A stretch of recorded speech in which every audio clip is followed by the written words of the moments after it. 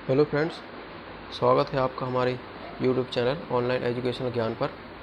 अगर आप चैनल पर नए हैं तो प्लीज़ चैनल को लाइक करें, शेयर करें, सब्सक्राइब करें। आज का टॉपिक है भारतीय संविधान। कुछ 30+ इम्पॉर्टेंट पॉइंट हैं जो मैं आपके सामने लाया हूँ। इसके बाद नेक्स्ट पार्ट बनाया जाएगा। चलिए स्टार्ट करते हैं। पहला पॉइंट है, सर्वप्रथम संविधान सभा की बैठक हुई। तो 9 दिसंबर 1946 को संविधान सभा की पहली बैठक हुई। नेक्स्ट पॉइंट, संविधान सभा का अस्थायी अध्यक्ष किसे नियुक्त किया गया? तो संविधान सभा का अस्थायी अध्यक्ष डॉक्टर सच्चिदानंद सिन्हा को नियुक्त किया गया। प्रारूप समिति के अध्यक्ष कौन थे? तो डॉक्टर भीमराव अंबेडकर प्रारूप समिति के अध्यक्ष थे, जिसमें कुल सदस्यों की संख्या सात थी। भारतीय संविधान को कब अंगीकृत किया गया? तो 26 नवंबर 1949 को भारतीय संविधान को अंगीकृत किया गया। संविधान का रक्षक किसे बनाया गया है? उच्चतम न्यायालय को संविधान का रक्षक बनाया गया है। संविधान सभा का स्थायी अध्यक्ष कौन थे?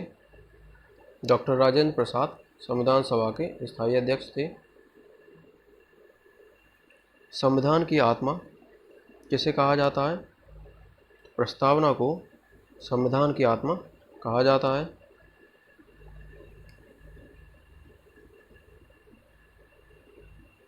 भारत में संविधान सभा का गठन किस योजना के आधार पर हुआ? तो कैबिनेट मिशन योजना 1946 के द्वारा भारत में संविधान सभा का गठन किया गया। कैबिनेट मिशन योजना में संविधान सभा में कितने सदस्य शामिल होने थे? तो कुल 389 सदस्य संविधान सभा में शामिल होने थे। संविधान के पुनर्गठन में 1947 तक संविधान सभा में सदस्यों की संख्या कितनी रह गई? तो 299 सदस्यों की संख्या रह गई। भारत में कुल कितने अध्याय हैं? तो भारत में कुल 22 अध्याय हैं। संविधान को बनने में कितना समय लगा? संविधान को बनने में 2 वर्ष 11 माह 18 दिन का समय लगा। संविधान सभा की संघीय शक्ति समिति के अध्यक्ष कौन थे? तो पंडित जवाहरलाल नेहरू संघीय शक्ति समिति के अध्यक्ष थे। संविधान में अनुच्छेदों की संख्या कितनी है? 444 वर्तमान में अनुच्छेदों की संख्या है। संविधान सभा के झंडा समिति के अध्यक्ष कौन थे? JV कृपलानी संविधान सभा के झंडा समिति के अध्यक्ष थे। संविधान सभा ने तिरंगा को राष्ट्रीय ध्वज के रूप में कब अपनाया? 22 जुलाई 1947 को संविधान सभा ने तिरंगा को राष्ट्रीय ध्वज के रूप में अपनाया। सत्यमेव जयते किस उपनिषद से लिया गया है?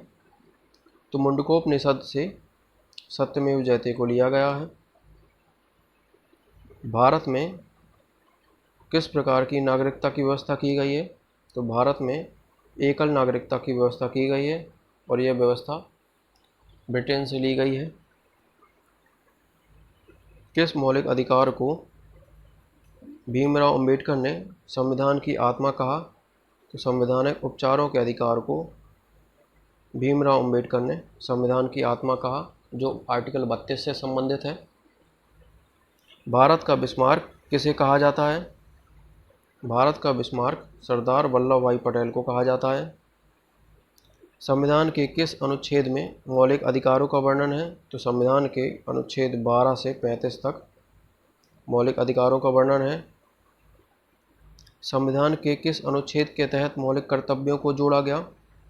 तो संविधान के 51A अनुच्छेद के तहत मौलिक कर्तव्यों को जोड़ा गया है।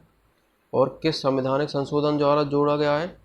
तो 42वें संविधान संशोधन 1976 के द्वारा मौलिक कर्तव्यों को जोड़ा गया है। भारत के प्रथम उप प्रधानमंत्री कौन थे? तो सरदार वल्लभ भाई पटेल भारत के प्रथम उप प्रधानमंत्री थे। भारत के प्रथम उपराष्ट्रपति कौन थे? तो सर्वपल्ली राधाकृष्णन भारत के प्रथम उपराष्ट्रपति थे। मिनी कॉन्स्टिट्यूशन किसे कहा जाता है?